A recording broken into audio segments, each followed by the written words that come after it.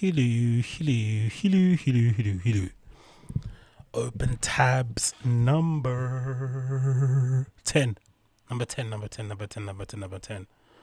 Wagwan, hope you're good. Almost just sign into chat. Okay, open browser. Let's see this. Make sure everyone's streaming in as per usual. Here we go. Open tabs number 10. Hope you're good wherever you may be.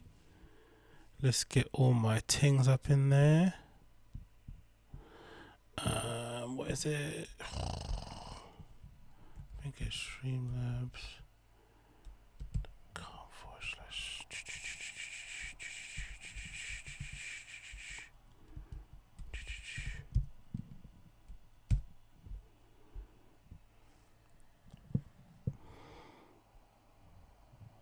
Hope you're well wherever you may be.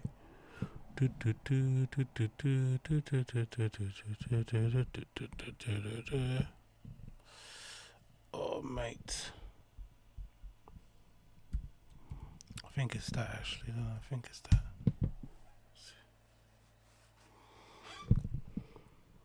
Yep, it is that. Okay. So, let's put it up in there.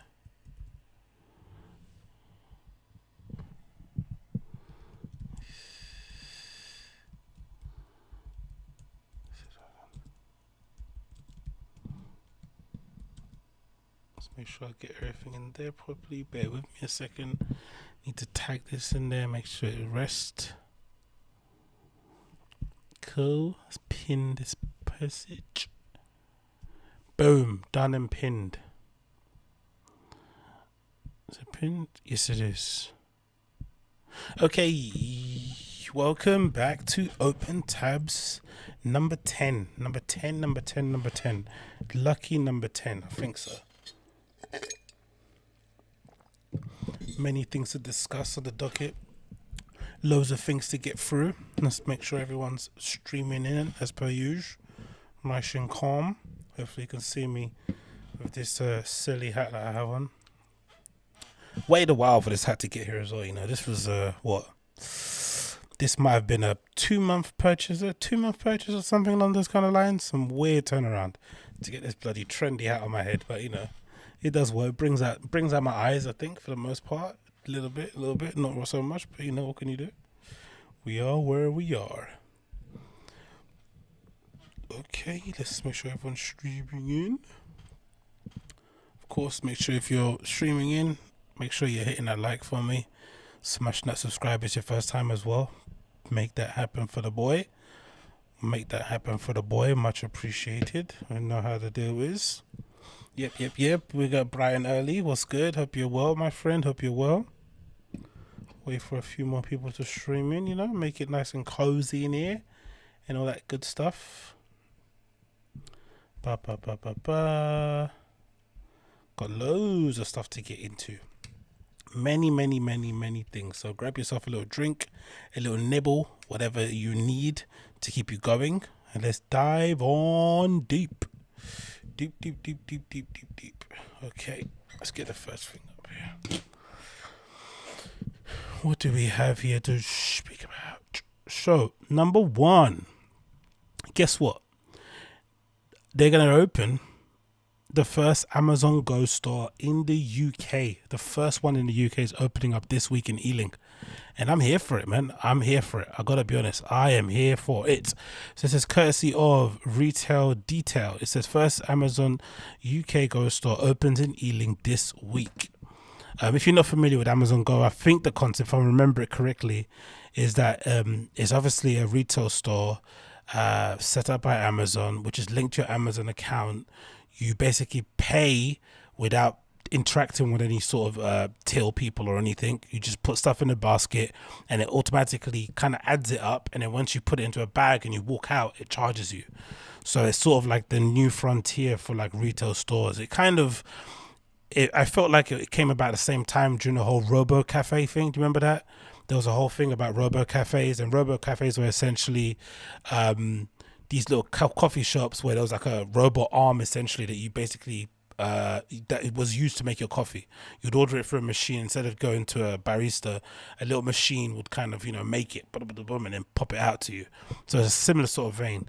Obviously, it's going to help the most downtrodden of people. It's going to make the lives of the people with access, means, wealth, privilege, all that sort of stuff, life much easier. But it's going to negatively affect people on the lower strungs of society, the ones who kind of use or kind of need these jobs in order to keep a roof over their head, lights on in their building, and just food on their table. Innit? That's the ironic part of this whole thing. It makes life easier for some but harder for others. I guess it's just the nature of the beast. Innit? It continues here. It says this week This week, Amazon is set to open its first cashless Amazon Go store in the UK.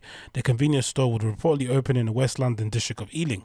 Final preparations. The news is reported in the Mail on Sunday. According to newspaper, workers have been busy over the past weeks and months converting the adapting the premises. Staff are now said to be making the final preparations to open the store this week.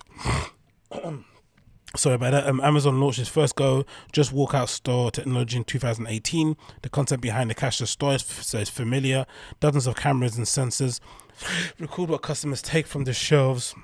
When they leave the stores, the products are then automatically paid for via an Amazon Go app. This is not the first time the rumours about the first British Amazon Go have been circulating. About a year ago, there was talk of such shop in London, district of Notting Hill, like Ealing, and it's located in West London, which is unclear whether it's the same building. In 2019, the Grocery Drive wrote that the first Amazon Go would be in central London. The Amazon web giant now has 25 Go's in its own country. The company declined to comment on reports of an imminent opening in the UK. It's looking big, man. It's probably a good idea not to open the first one in the end, somewhere in east. You know how it is. If you live anywhere within the east of London, the situation gets a bit sticky. So probably opening up in Ealing, where the community is a little bit white, let's say. It makes it easier to kind of make sure you can have a good, safe trial run. But all the cameras in there, all the sensors, it's probably not the best place to go and shoplift, I'd imagine. They probably go above and beyond to make sure loss prevention isn't high. I'm sure they still have a security guard. From the looks of it, they do. This guy here at the front looks like he's doing some sort of security-ish job there, making sure things are, don't go missing where they need to be. But I think this concept would work pretty well in a record store. I just thought about it now, even though it's probably antithetical to a record store, because part of the reason why you go record stores is that interaction with the record store owner. But record store and skate shops, from my experience growing up, those were probably two of my worst shopping experiences ever. Especially when you first get involved in the scene. When you first want to skate and you go in trying to buy your first skateboard, and when you first want to buy when you go to buy your first record, usually are the worst experiences. They proper vibe you out. No one tries to help you. They try and big time you. They act too cool for school. Really stuck up attitudes. It makes sense because they're they're kind of subcultures. People are protective of their little subculture. But God Almighty, man, how great would it be to walk into like a really good record store and just be able to listen to the tracks, enjoy the ambiance, talk with people if you want to talk with them, but then just put stuff in your bag and keep it moving without having to go through are you sure you want this, someone critiquing your buys, like the not being able to scan records because they haven't done the merchandising or sorted out any of the labels on the stuff in ages. And even skate stores, imagine just being able to go to the skate store and buy what you like without having to interact with some stuck up 45-year-old who's bitter that he didn't make it pro or something. I wouldn't like that. I really wouldn't. I think this might be a good solution going forward for a lot of people, man. I'm down for it. I really am. I'm down for it. But again, like I said, it's going to negatively impact people like myself, innit? People that come from the places that I come from and the friends that I know who kind of, are still working in retail, who basically support their families of retail. They're able, to have made a career out of retail. They're going to be eventually phased out, it feels like, because this is only going to go one way, innit? Technology doesn't really wait or stop for anyone. We've seen large chains like Topshop in the UK, fall flat on their faces. And I thought that shit would never disappear. And that's gone. So I can only imagine what stuff like, a Tesco Express with actual staff members in it will look like. And even now, we have a little Tesco Express where near I live in. for the most part, you don't really need to interact with anybody, right? They've even reduced the staff members on the shop floor. Most of them come in to do deliveries, which you still need humans to do, which is ironic considering it's the manual labor part of it. But in terms of day to day, there's hardly anyone in there. They've got these four massive screens, touch points that are really easy to use. They've improved the the self-checkouts really well over the last few years. Sainsbury's still has probably the worst one, but the Tesco self-checkout system is really smooth. You rarely, if ever, need to contact anybody, unless the only thing I don't like about it is that it's very difficult to remove items. You always have to ask somebody. That's the only issue, which I guess is a security feature. I'm not too sure why, because it's not like you can, I don't know. There's always that, maybe they don't want, it's loss prevention as well, but there's always a difficulty in terms of removing stuff yourself. But apart from that, it's pretty plain sailing. So let's see going forward what the deal is. But Amazon Go launching this week in Ealing. I might have to check it out. So next on the list, what else do we have here? Okay, yeah, we got this clip. This is, I'm gonna insert myself in this, even though it probably isn't about me, but I think it might be about me. So this is a clip from Two Bears One Cave, episode number 70, just came out earlier today, starring Tom Segura and Bert Kreischer. I think I mentioned Bert on another podcast. It was Bill and Bert, right? This podcast was with Bill Bert.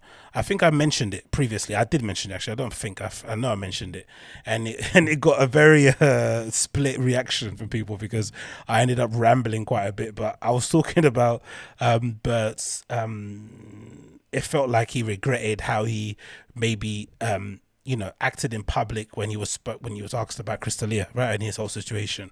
And I meant to play a clip on the show, but obviously I ended up rambling because it was a clip taken from the stream, and you know how the deal is, isn't it? People got a bit upset. I got damn voted to hell, and the comments weren't too kind to me, innit? But hey, I'm learning, I'm getting there. So I was watching or listening to this episode of Two Bears One Cave, and like I said earlier, innit, I like Bert. I think he's got decent stand up. I just don't think he's the best person to listen to week in, week out on a podcast. You know, that personality that he has, whatever he has going on, where he constantly needs to be the center of attention, diverts all the stories to him. It just gets a bit nauseating, and maybe the main thing I have an issue with is just the whole weight loss thing, right? The whole idea that he's just so bewildered why anybody can lose weight. It's impossible. How does it when this guy's guzzling boxes of wine on a treadmill as he's going out for a run? It's relax a little bit. It just gets a little bit annoying. That's self-deprecating. Is it even self-deprecation? Whatever that is, just gets a bit annoying. But again, I still think with guests on podcasts, he's definitely one of the more entertaining of the LA comedians, right? He doesn't take himself too seriously, not much talk about politics and society and all this nonsense. He's pretty, he's pretty fun to listen to. But again, like I said, I just think he was, in that situation with Crystalia, again, from the outside looking in, who am I? I'm a nobody.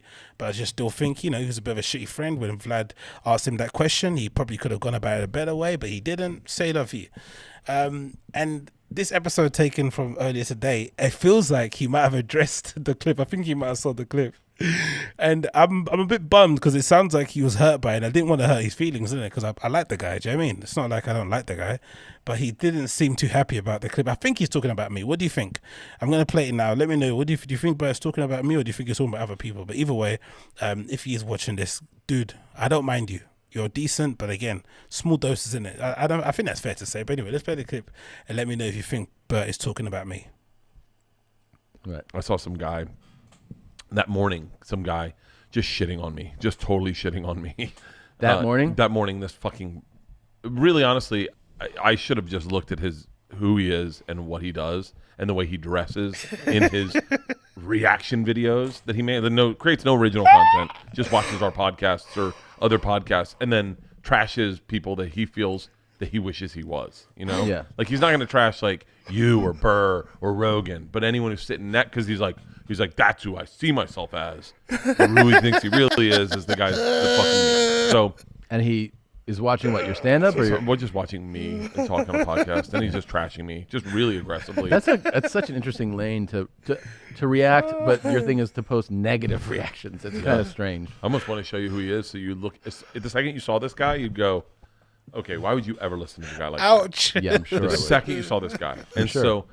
But I saw the video and I was like, and I thought it was going to be positive, and I looked at it and I was like, oh fuck, this is horrible.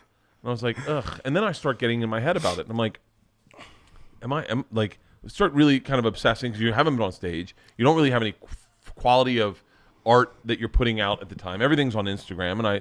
And I've been trying to like wean myself off my stories, except for Thursday nights when the Go Big show airs at 9 o'clock on You've been TBS. trying to wean yourself off of making stories? Making stories, so I'm like, I'm way oversharing.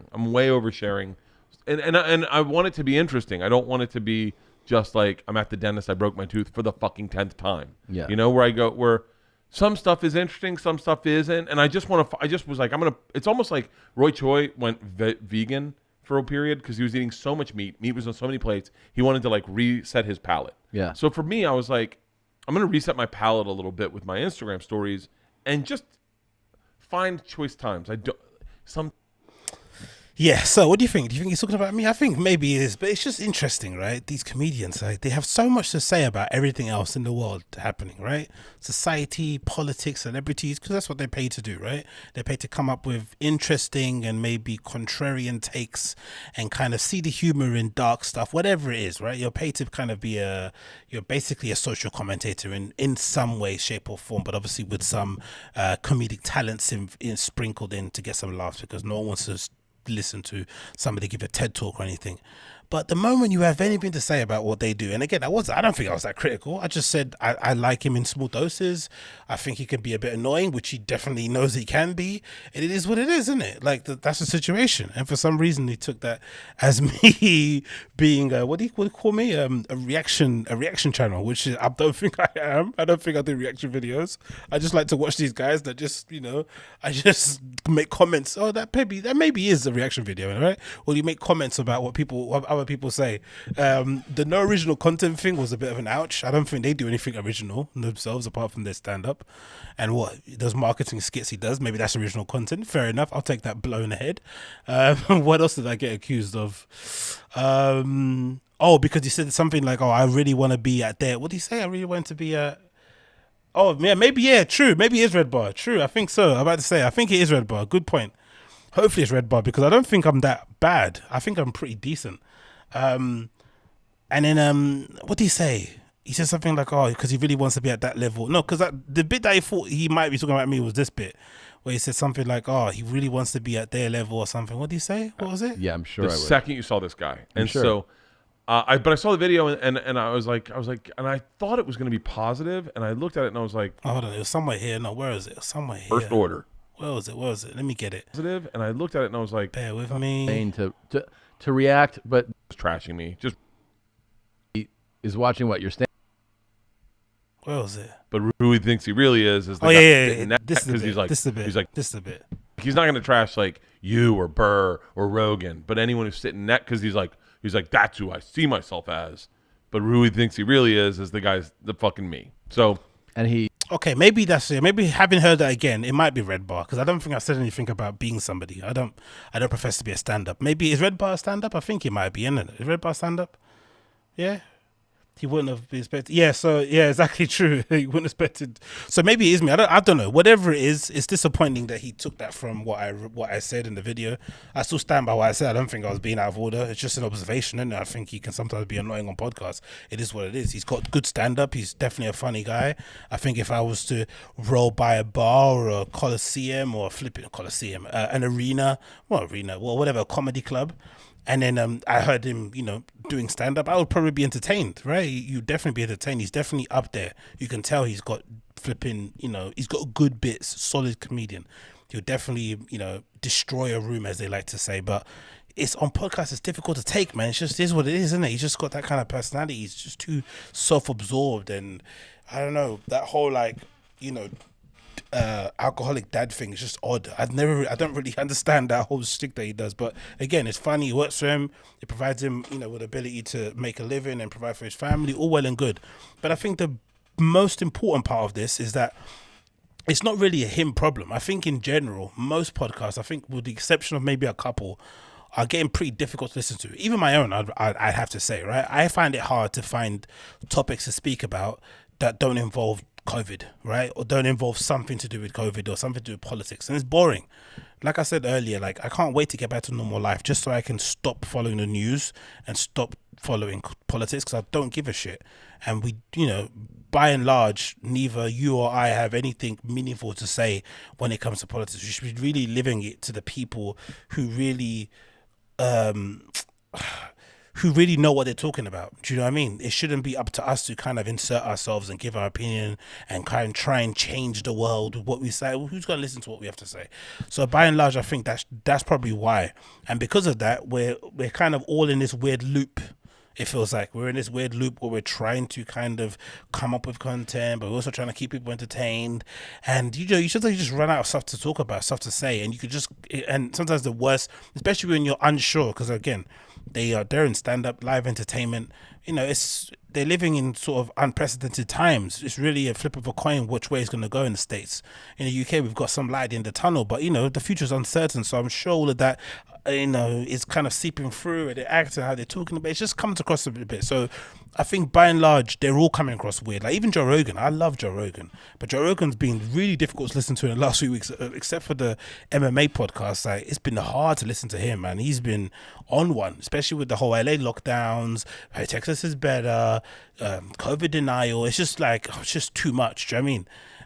And it's just bringing out the worst in people. It's just what it is, which is probably why some people are just pivoting away and just watching lots of trash TV and reality TV show reruns and comedies and movies and stuff. That's what I've been doing most of the time. Spending my time, like I said, I've been watching like at least 2 movies a day, like banging them out, plus documentaries and shit. So I can definitely understand why he'd maybe feel that way, but that definitely, from my point of view, it wasn't meant to be an insult or a dig or anyone. Do you know what I mean? Just an observation from watching the shows and trying and kind of consuming loads of their content over the last few years, if that, in it, because I've got introduced to all of them via the Joe Rogan podcast in general. But it's just funny that these guys, again, like I said, they have so much to say about the world, but in the moment you say one thing about them, they just start, they get their feelings hurt and make it seem as if, like, I don't know, like I'm sitting here like putting together a compilation of all these bad bits and just talking about it week in, week out. I don't do that really for the most part. It's a waste of my time and really not really what I'm about. But hey, everyone has a right to interpret things the way they want to have it interpret. What is it saying? So what's the comment saying here? I wouldn't expect a rebel to be positive. True. Skull Cracker says, no, what is it? James Gandolfini says, I like him because he at least recognizes that he sounds like a fool at halftime. Yeah, true. Like I said, James, I'm a fan of the guy too. I like the guy generally. I still think that what interview that he did, what was the best one? The one that he did with that lady that complained about the Comedy Store. That probably represented him the best. Like he did that really well, man. Like he handled that interview very well because she was being particularly rude. That was a really good interview. I have to be fair. His podcast can be good too, depending on the guest and when they kind of comedians nerd out a bit. But when he gets talking about himself, and it just gets a bit nauseating. NC said, James Gandolfini again said here, a lot of other podcast comedians aren't like that. True. NC says, I saw the video Red Bar made about Bert's cabin video. I think that's the video Bert saw. LOL. Okay, cool. So yeah, that makes more sense because Red Bar is a professional troll, man. He hates can someone explain what the deal is with Red Bar as well? What's the deal? Did he not get past in the Comedy Store? Did he get into a fight with somebody? Because I sense a lot of real hatred. Like he hates those LA Comedy Store guys. He hates them to his core because he's going at them continuously. Like he's the one that is he the one that made up the nickname for Joe Rogan, like Toe Rogan? Was that him or was that Owen Benjamin?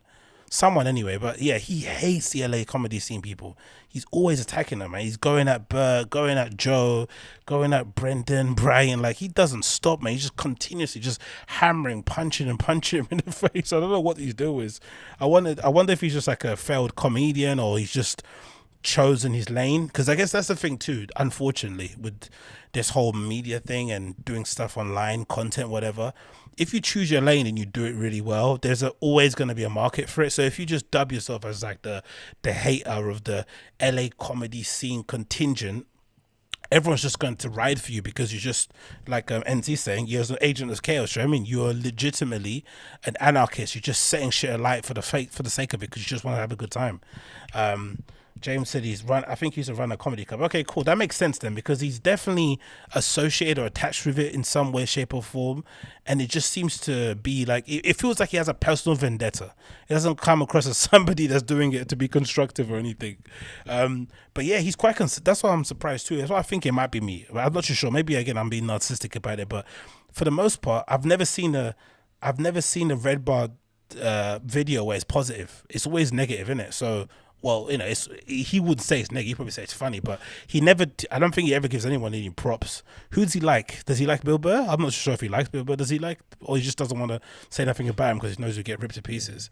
He's gone after everybody. Joey Diaz, like he's just doesn't stop, mate. He's just insane. So it's really Bert's fault for expecting anything good from a Red Bar video. Nothing good comes out watching his content. What else said here? I saw Skull said he's become a character of himself, working for his career, but I can't stand him much more. Yeah, where is he now? I don't see him on YouTube. Oh, he's nice to feel. That's nice. Is he on YouTube, or does he take his content offline? Has he got his own little site he does? Because I've not really seen his YouTube videos pop up on my recommenders anymore. Because it always used to pop up like a video or two. If you watch a couple of those comedy podcasts, you'd get recommended a few of them on there. He likes Bobby Lee. Okay, cool. He used to run a comedy club. James Gandolfini says, Skull Crackers 187 says he worked for Anthony, professional troll like Kevin Brennan. Okay, that explains. Okay, so he's like a Kevin Brennan character. Yeah, Kevin Brennan's another one too. I think he's kind of chilled out now, regrettably, but I used to listen to his podcast too. What was it called? Oh shit, it was called something. He used to just every day just press record and just trash people, trash test. He was the only one I heard actually from that scene who would openly talk about people's specials. Most people just avoid it, right? They wouldn't necessarily say anything. They're talking obviously code and you kind of decipher who they're talking about, but he was one of the only people that I remember who used to kind of go at them really hard, really hard. So what can you do, man? Like I said, innit, I like Bert overall. I just think, you have to take him in small doses. I don't think that's a bad thing to say. What else do we have here? Let's move on.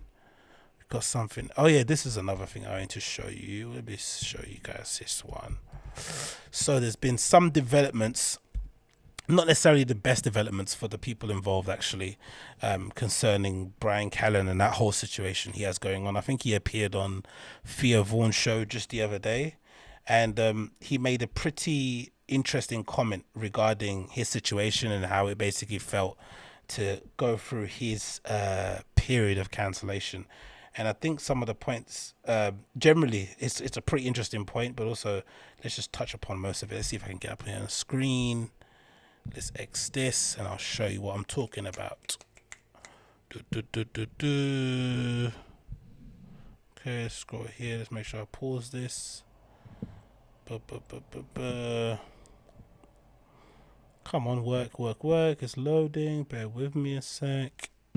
And before we go, I was a little bit nervous about having you on just because I know you kind of been through.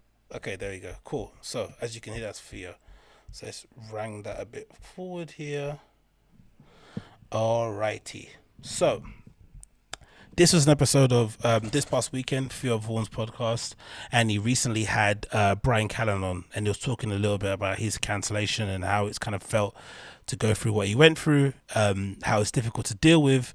And I don't know, I've got some points to basically add on to this, because I still think Brian hasn't necessarily, maybe it's hard when you're going through it, but it doesn't feel like he's really understood the severity of the situation that he went through and just how disastrously bad he dealt with it in general. Again, I'm a fan of the guy, I like him, but God almighty, he dealt with his situation terribly. So this is Theo Vaughn and Brian Callen talking on the show now.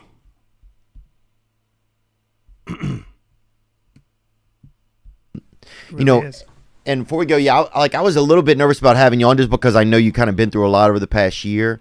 Has it been tough to what's it been like for you, man? Terrible. Has it been? Yeah, the worst. Yeah. Because you can't fight back. There's nothing you can do. Just the way it is. And it's very interesting because you get ready for whatever come what may in life, right? And then something comes along that you don't even know how to fight against. How the fuck do you fight something like that? How in the world do you, when you never in a million years thought something like that would happen? In a million years, because you've tried to live your life the best, Right. helping everybody. And I don't know. I can just only. I'm not spiritual enough, but you got to just kind of figure out how to pivot. But it's real, and it's got lasting consequences, and it's true destruction.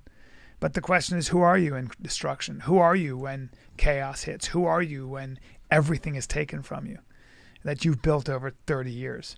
And I guess it's interesting, right? Number one, Theo to go out there and basically admit that he was nervous to have Brian Callen on the show because of the accusations, which says a lot, again, about the scene in general, right? It says a lot about a little community where they're all okay having each other on their shows to boost numbers, gain new audience, shoot the shit with peers, whatever it may be. And in the moment the person has, again, don't get me wrong, it's not like he got caught, stealing money or something. This is a serious accusation, being accused of rape. But you'd expect when you're, really down on your luck and you really need some help, that your friends will come and try and help you out and pull you out of it, support you publicly. Especially publicly, I would assume more so in Hollywood, because it's all about the public image, it's all about the persona, how things look. It's less about what you can prove, which is sickening, but it is what it is. So for him to have kind of gone through that entire thing and not have any support or backing, especially from the people who you would say know him the best, especially from what we see online. Again, we don't know these people. We don't know what they do in their private time and who they hang out with. But from what we saw online, they spent a lot of time together, right? Recording podcasts, doing shows and that. And then suddenly, for all that to just go, everyone to vanish, leave you on your own after everything you've done for them, especially when you consider the Friday Kid outside of Joe Rogan was probably the best and biggest platform for a lot of that early comedy scene to kind of get going, reach a new fan base, sell more tickets, get more dates, bloody blah, blah, blah. They did a lot for people, right? And when it really came down to it and he needed help, no one came out there and helped him, let alone, let's not even talk about Joe. Joe didn't do one thing. He's not even mentioned, I think he's mentioned his name, I don't know, less than 5 times. I listen to the show a lot, the Joe Rogan podcast, right? Joe Rogan Experience. And he's mentioned Brian's name in passing maybe 5 times, but nothing of any sort of support, which makes sense, right? Because like I said, I still think there is a part of this guy that doesn't really, which is maybe that's what cancellation does to you. He doesn't really he hasn't really process what the gravity of the situation. Like, he didn't get accused of like stealing money, of like faking something in his CV. Getting accused of rape is really serious. Now, don't get me wrong, I don't know how you're meant to deal with it. I think we've seen only one instance of somebody dealing with it really well, right? Some sort of rape or abuse, and that was Justin Bieber. And he's kind of fortunate because he's Justin Bieber, for fuck's sake, and also he's young. So whenever he was about running around town, he was always using a social media app. So whatever accusation comes his way, he's probably got a paper trail of some sort he can refer to, and he did just that, right? He got into the DMs, he exposed all the messages and basically put it out there that these girls were complete talking shit. I think he ended up suing them, right, for 20 mil or something. I'm not sure what's happened to that court case, but he was the only version so far that I've seen. But apart from that, everyone else, it just buries you, as it probably rightly should do, I think. I don't know. Again, I'm not a fan of cancel culture. I think by and large, regardless of what you do, your fans should be the ones that should decide your fate. Your fans should be the ones that put you on the stage, and your fans should also be the ones who relegate you to performing in bars. Like, that's how it always should be. I don't think organizations should do that. But the ironic part about this whole situation is that the reason why he really got cancelled wasn't because of the industry.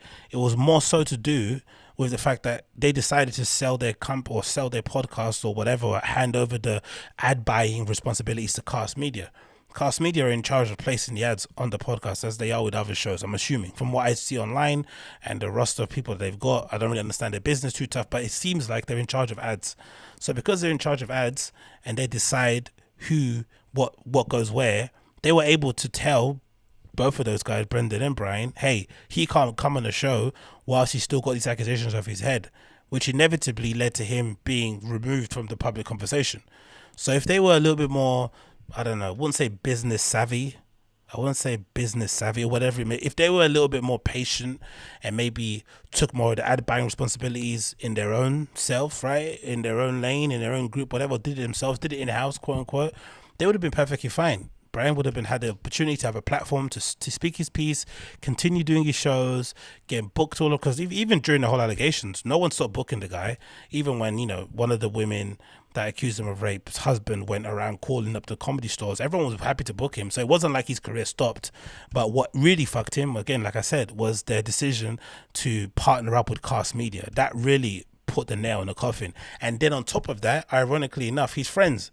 Because throughout this whole period of time, now it's obviously a year has passed. Does it feel like a year? Maybe it feels like just under a year. Now that time has passed, you're seeing a lot more people coming out talking about him and having him on the show. But when it was hot, no one was willing to stand next to him and put their arm around him and say, hey, this is my friend. I'm going to back him. I'm sticking up for him. No one did that. None whatsoever. So it must be an odd bitter pill to swallow if you're someone like a Brian Callen. Again, you've worked 30 years of your life trying to get to where you are at the moment. Like I said before, I'm a big fan of T5K in the beginning. Like, I know how Brian was. He didn't necessarily love the podcast. He just did it because it was a fun time to hang out with his friend. He really wanted to be an actor. It always has been. Stand-up was always like a thing that he was just happened to be good at, in the same way that Brendan Schaub never wanted to be a UFC fighter, but he just he fell into it because he couldn't make it in the NFL. And for sure, Brendan was the one putting all the effort in. He was the real one putting the effort, driving the thing, putting out the merch, live shows, T5K 3D, all this shit. And then Brian was just along with the ride because it was fun. Why not? So he never really treated it seriously. So it must hurt even more that, where it must hurt more that you're in a situation where you're on your own and no one's willing to come out and stand next to you. And then the podcast that you didn't take seriously is now functioning without you, not that well, judging by the numbers. They're obviously not doing, every time Brian comes on, they clear half 500,000 views easily within or 250,000 minimum within 2 days. So clearly Brian's a draw there, at least on that show. But still, man, what's a bitter pill to swallow, innit? How cruel Hollywood is.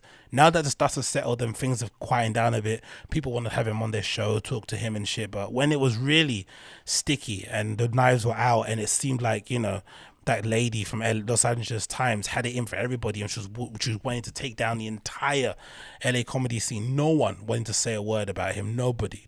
And now that it's safe to kind of peer out, from underneath the flipping covers, people are willing to have them on the show. Maybe it's part of Hollywood. You can't it's impossible to be bitter. You just can't hold resentment in your heart. But I would find it really difficult to look a lot of people in the face. I really would. The likes of the Whitney Cummings and stuff, who were let's play this clip and you see. She was the one bantering with him, talking about this weird, it's just, I would find it difficult to be friends with these people continue going on. But I guess you just have to continue in it. Let's play the rest of the clip. I don't know. 7:30 and you were like, can I get a ride in my car? And I was like, sure.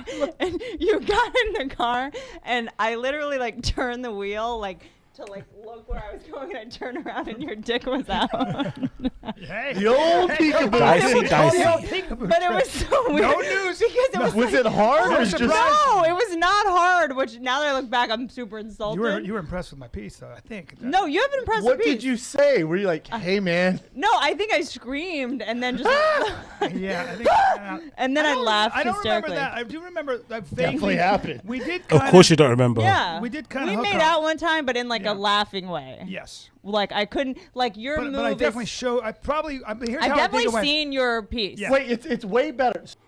And you would have imagined, right? You would have imagined somebody, again, don't get me wrong, that story is a bit creepy, but I'm guessing they have some sort of banter where that's okay, which is fine.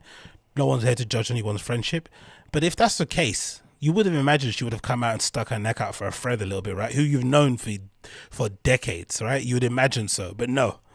When the real chips were down, when the fire was going on, she didn't say a single word. If anything, she probably, through her actions, deleting the show. I think did she delete his episode? Did she delete it? I'm not sure she did. I think she deleted the Chris one for sure, but she didn't say a single word. I don't know, man. Me personally, I would be pissed off if I was Brian Callen. I would be so annoyed.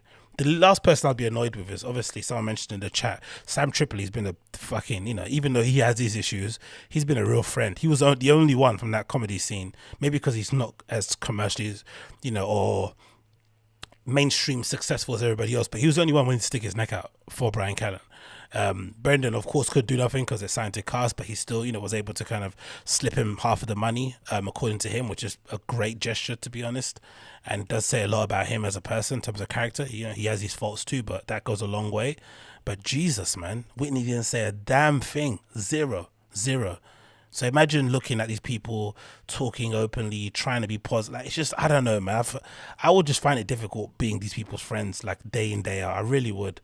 What are people saying here in the chat? Why would you use $1 million over a guy career work that kind of friends with? What's it, Scott Kreischer? Why would you lose your $1 million career for a guy who your work with is kind of friends with? No, that's true. I'm not naive. I don't expect any of these people, because some of them are grown people, right, with mortgages and families and shit and obligations. I don't expect anybody to throw away their careers for anybody. But it's just weird when people are friends on camera, then someone gets into an issue and they not even a passing comment like, hey, my friend Brian's going through what he's going through. I'm not going to comment on it because he's my friend, but just know I'm here for you, Brian. I got your back. I don't know, something. Zero. If anything, they did actions, all the actions they did went over. They did, no, how does that make sense? Every action they made, it was as if that they were purposely trying to distance themselves from that situation at all cost. It felt like even Whitney Cummings, like, dyeing her hair was like a way to kind of, move on from that whole thing and become a new person. She started interviewing different people too. Maybe her podcast just evolved into something else. It just turned into a whole different thing. It got a bit Hollywoody. Maybe she was trying to audition for her own talk show. I don't know what it was, but something changed in that dynamic too.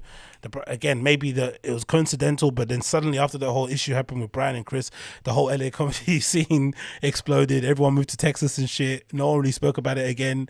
It was just weird. It just seemed a bit strange. That's what I'm saying. No one should chuck away their career, but it's just odd that they wouldn't speak about it again. Like, no one even uttered the guy's name. You know what I mean? Even in passing. It continues here. Brian and Chris need to make a podcast. James Gandolfini. Yeah, definitely, I agree. I think that would be really good, to be fair. Even though Brian went out of his way to distance himself from Chris. Remember, he said, "Oh, I don't know the guy." When Brendan was crying like a little baby, right? Maybe because he had some skin in his closet. That was a bit embarrassing, isn't it? Looking back, but Brian went out of his way to distance himself, saying, "Oh, I'm not his friend. We don't really tour." But I think that podcast would be really good.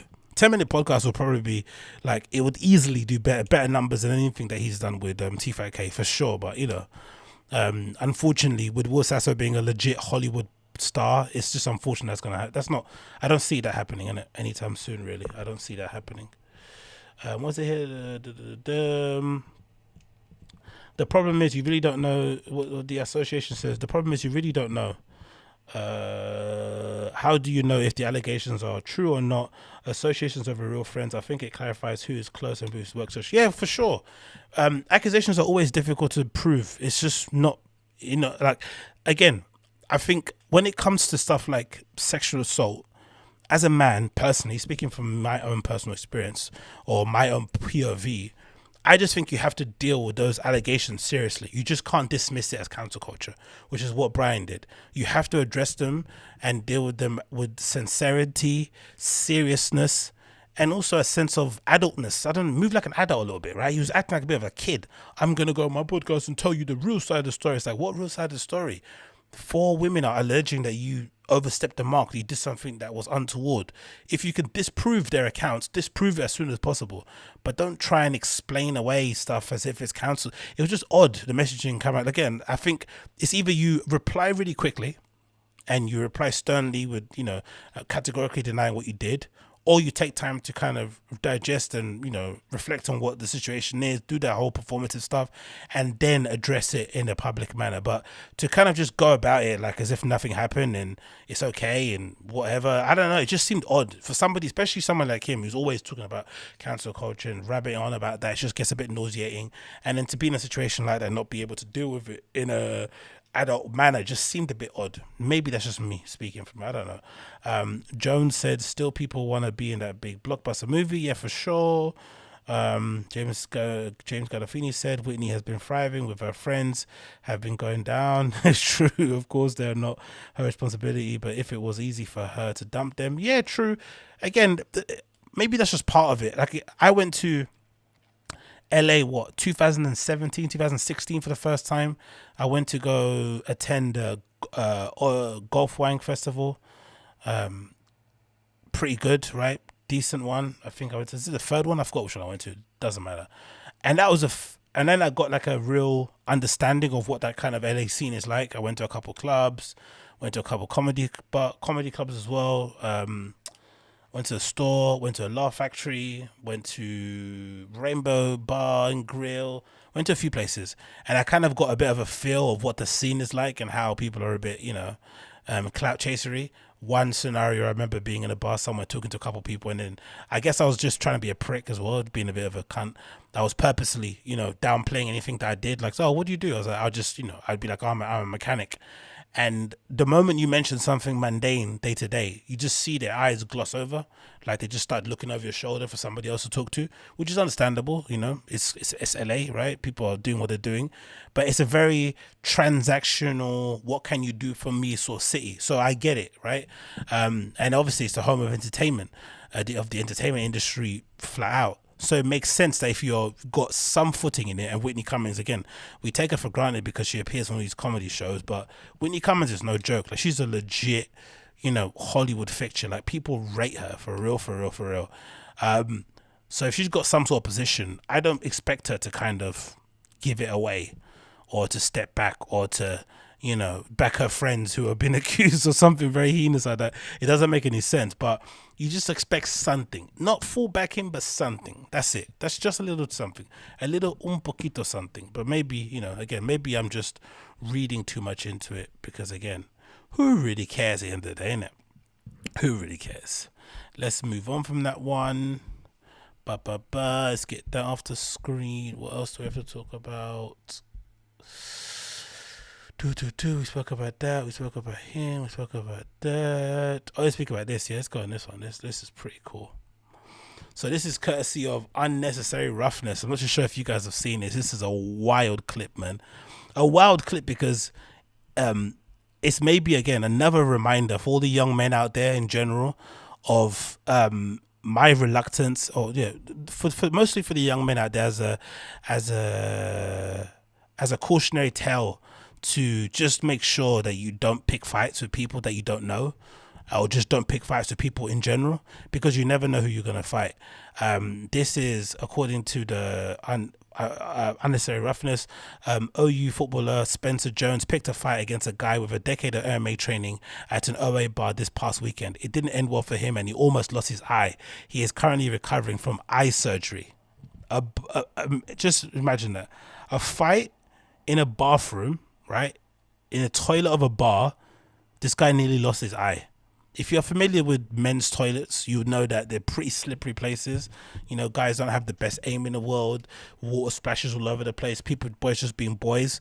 So for somebody to nearly lose their eye in a fight in a toilet means that the person that was fighting, either one or both, knows what they're doing. Because any other person on the street fighting somewhere like a toilet where there's loads of slippery surfaces, nothing really to hold on to, it doesn't make any sense. So let's play a little bit of the video here.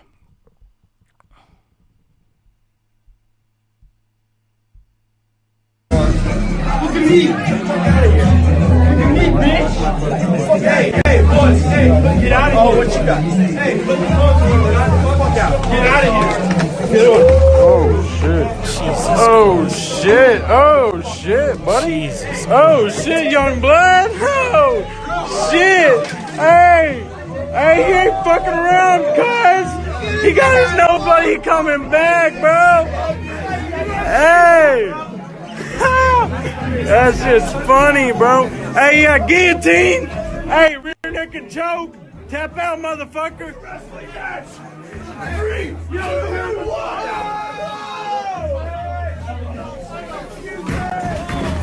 Jesus Christ. Shit, bro.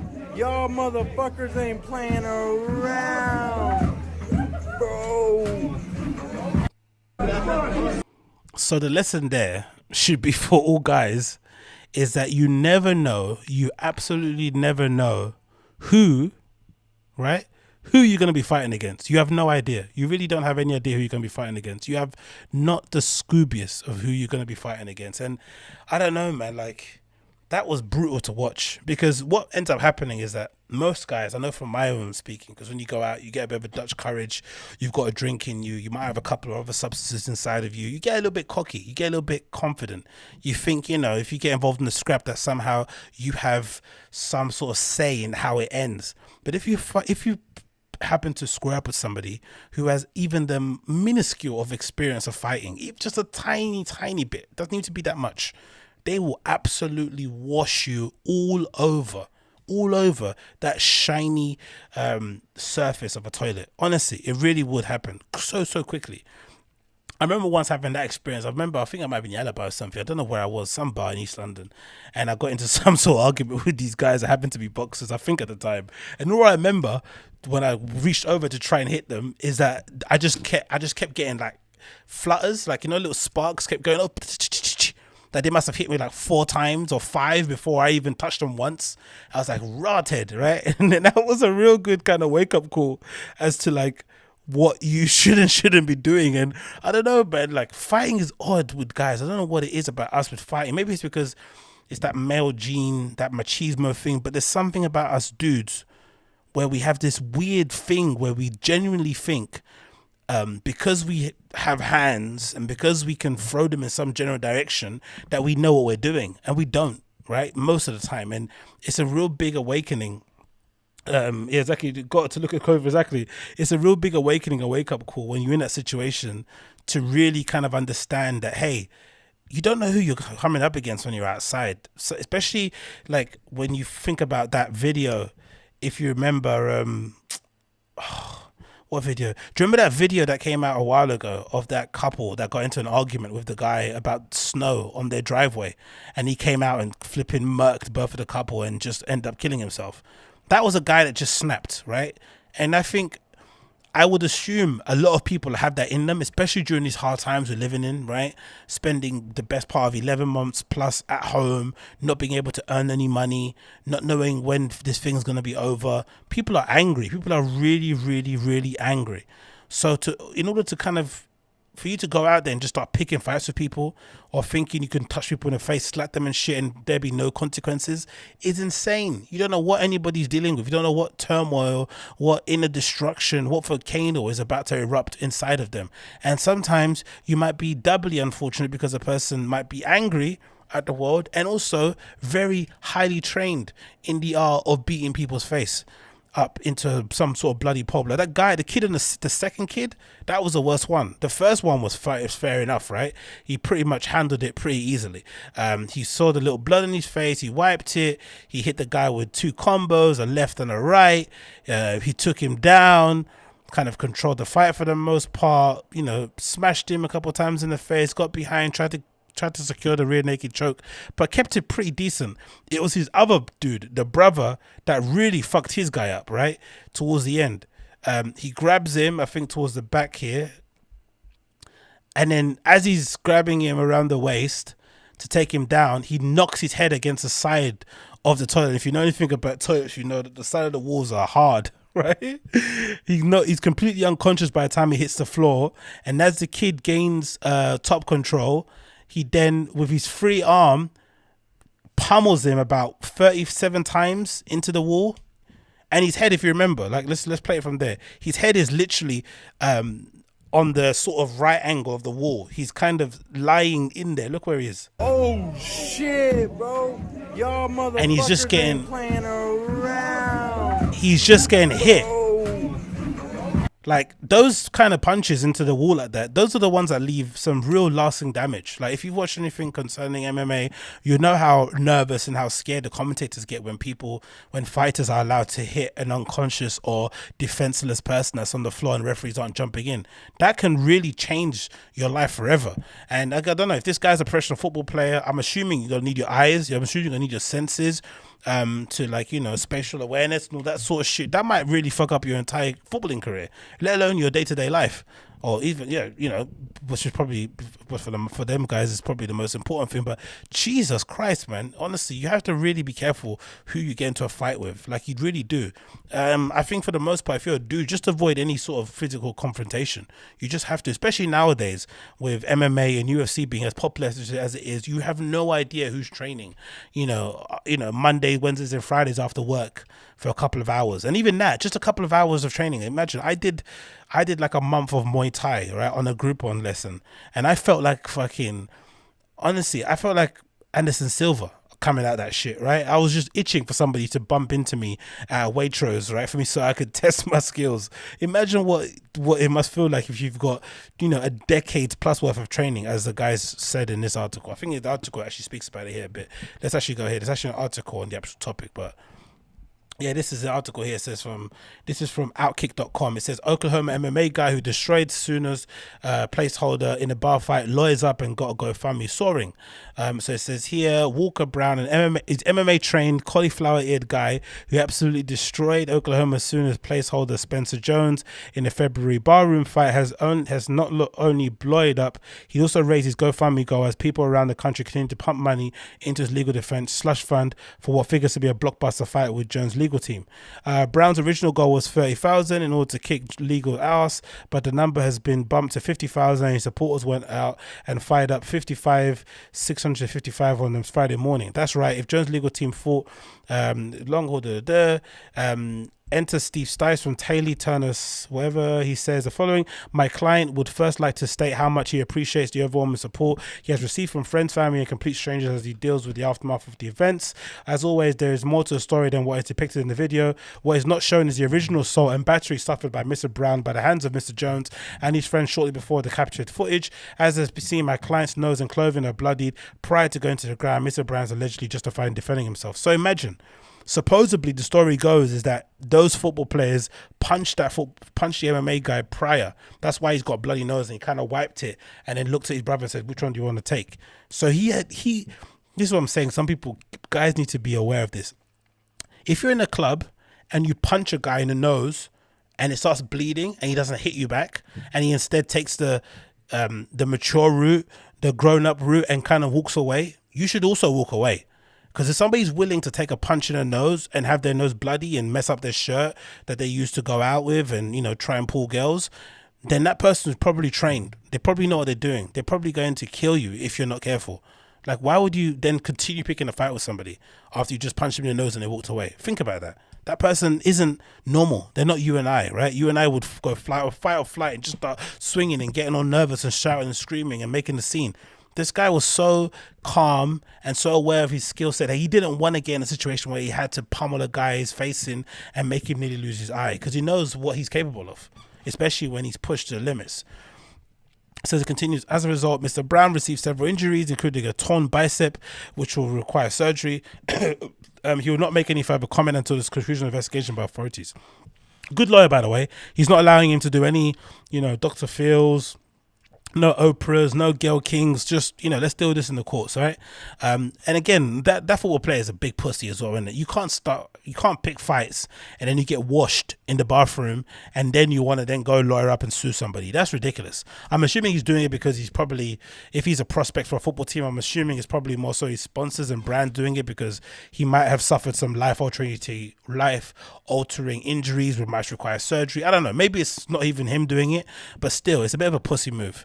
It continues here. The OA Daily is reporting James' tag team partner in the Brawls, Andrew McGee, who played wide receiver from the Sooners 2018. McGee is the one who yells, "Look at me, bitch," as things quickly escalate. Walker's brother, Braden, manhandles McGee while Jones and Walker break off into some ground and pound. No charges have been made by the Cleveland County District. But yeah, man, crazy, isn't it? Like, honestly, just be careful who you get in fights with, because you really never know. You honestly never know. Let's get this off the screen, read some of your comments here. What's this? Pick a stupid fight. Mary Callahan says Bert posts more boring crap on his Instagram than anyone, including today. His alcoholic paranoia is catching up with him. I don't really know. I don't really check his Instagram, to be fair. Fair enough, I'll take your word for it. Self-Redux says second kid got smashed into the wall. Very true. Mary Callahan, so you're talking about Red Bar. Heroes at Midnight says, look at how many people are killed every day in Baltimore, Chicago. I guess it's a lot. Self-Reduce says, more of a reason to train a bit yourself, avoid confrontation at all costs, but also be good to know that. Yeah, of course, it's good to know how to defend yourself, but I don't think it's for everybody. Honestly, I only had a month of training at MMA.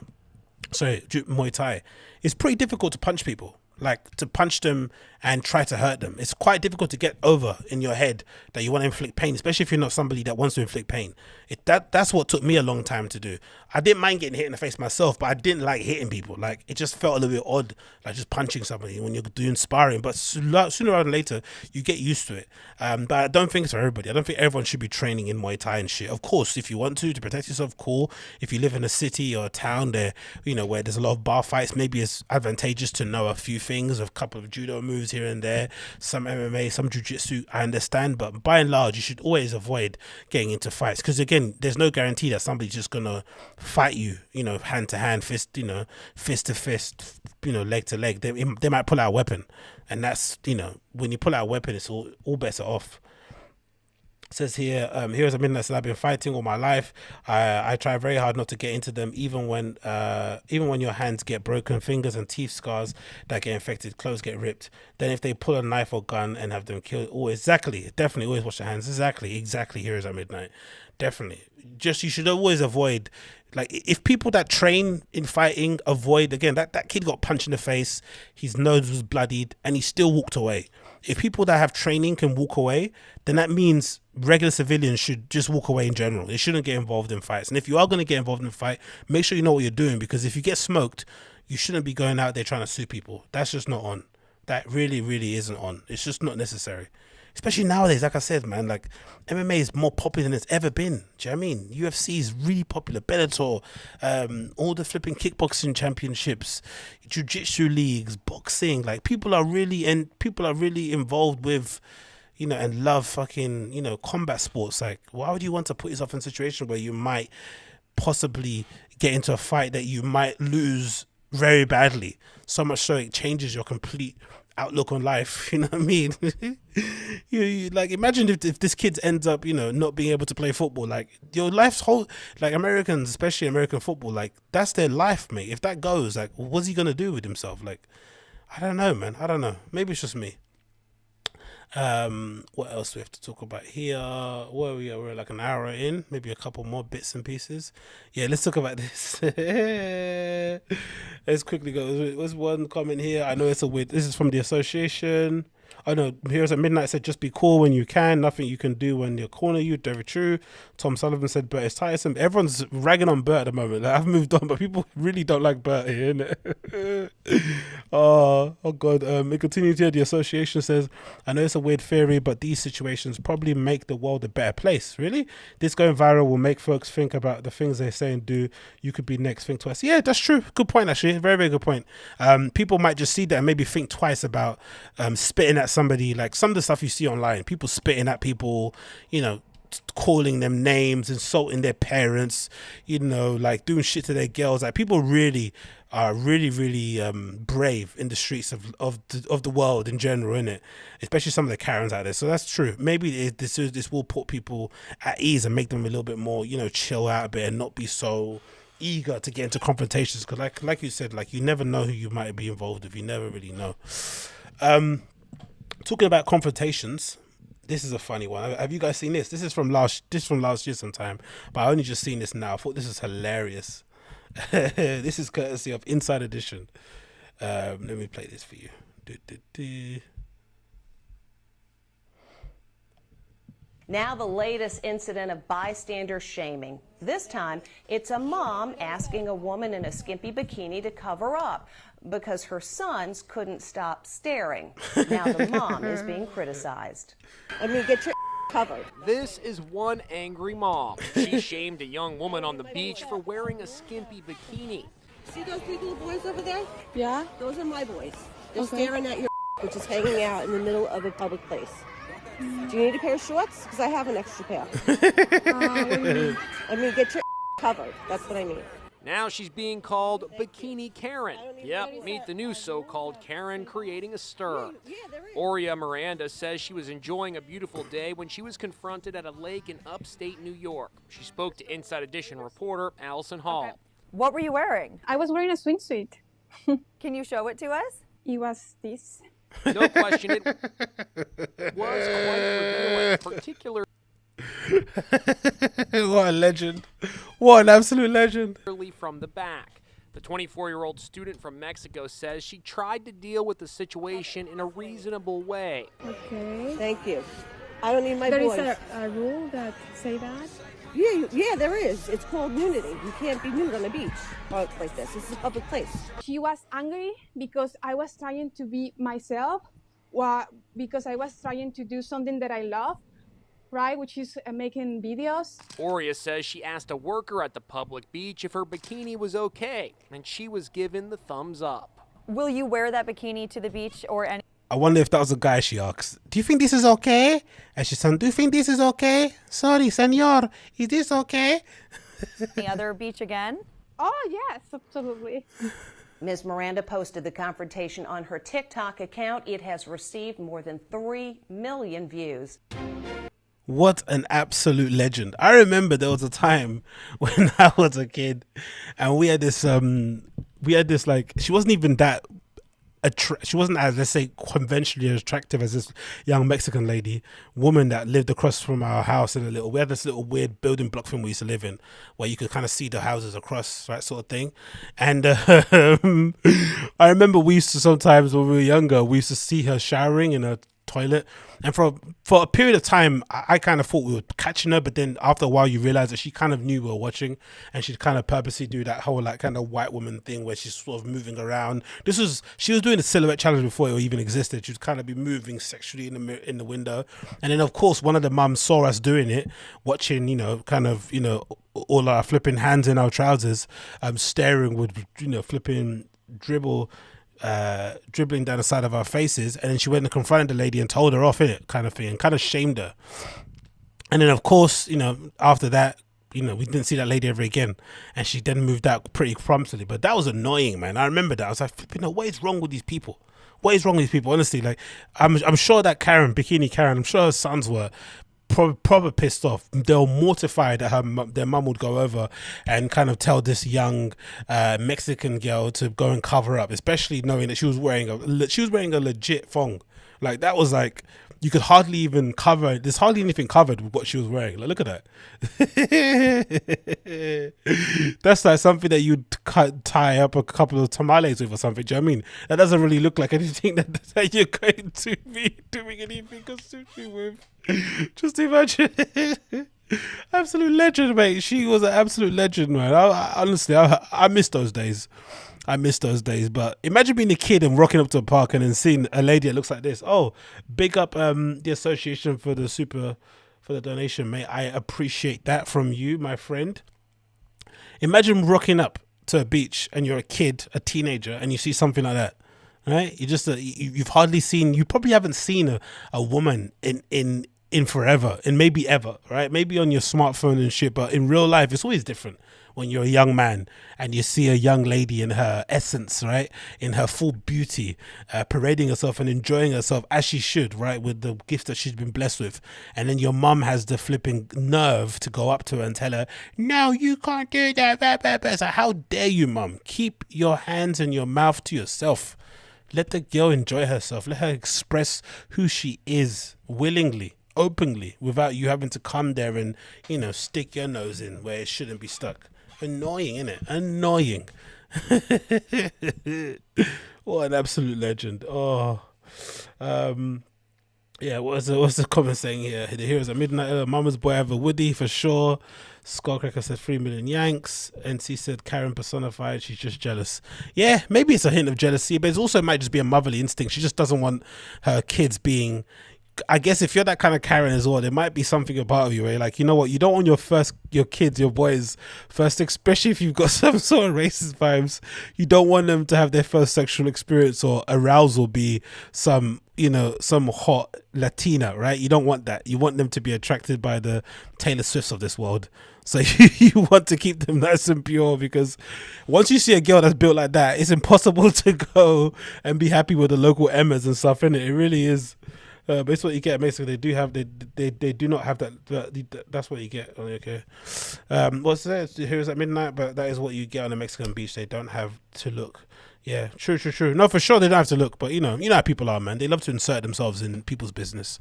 It's just one of those common things, unfortunately, in this world that we live in. People just have a weird need to kind of police how other people enjoy the world and life in general. It was always kind of has been quite bizarre to me. I never really understood what that is all about. But again, what do I know?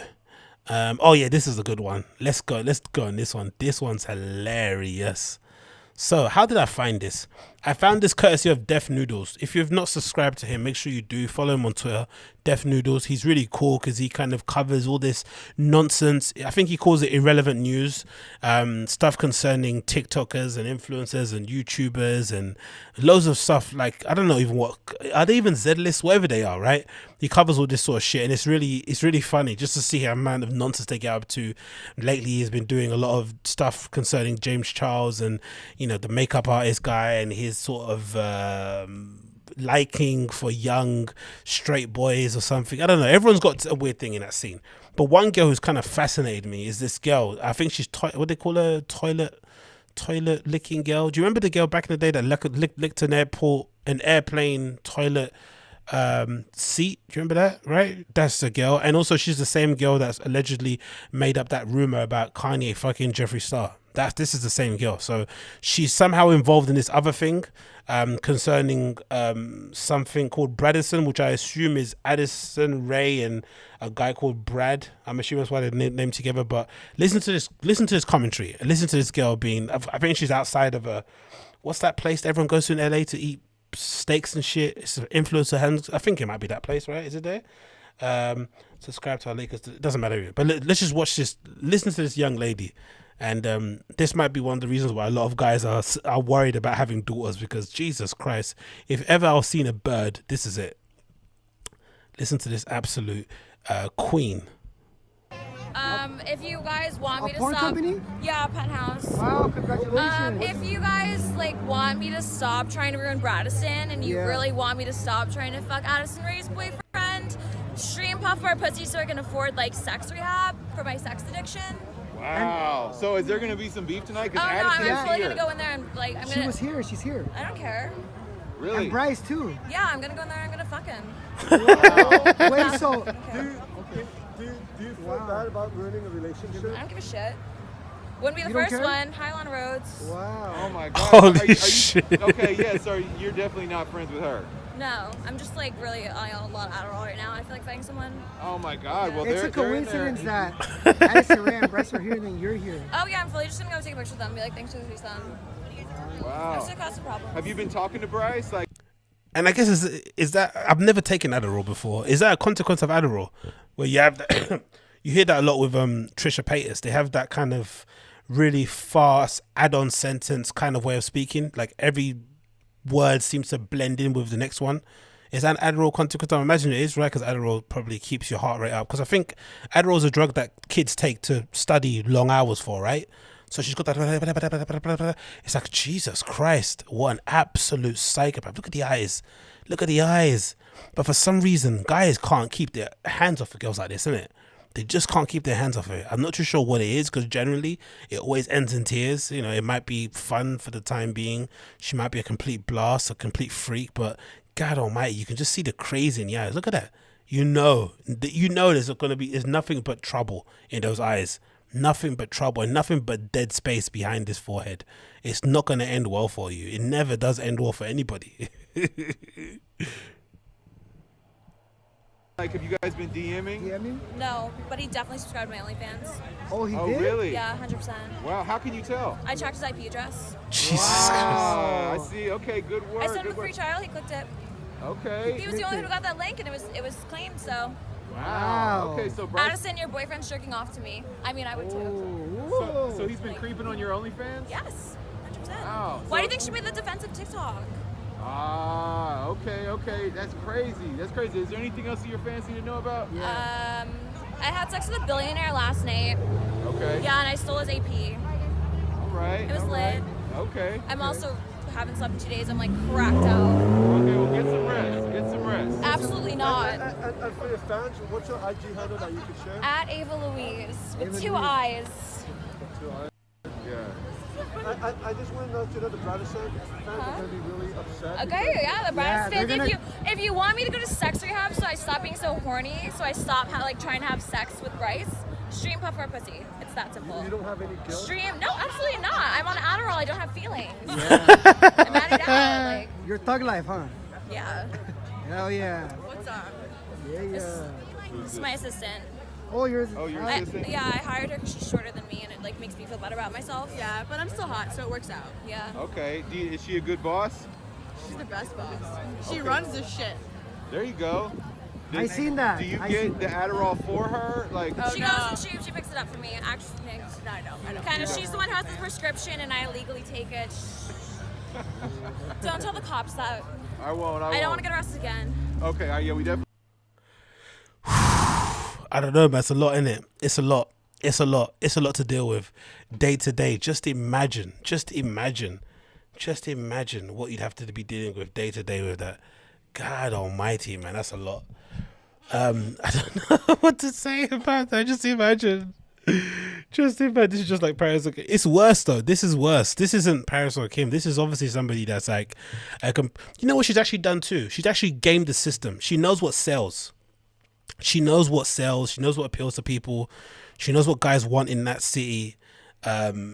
She's just, you know what? When I see people like this, I also think they are a reflection of our times. They're sort of like a mirror at what basically goes on in society, right? She is perfect for this era. Perfect. You know, fame hungry, money hungry, clout hungry.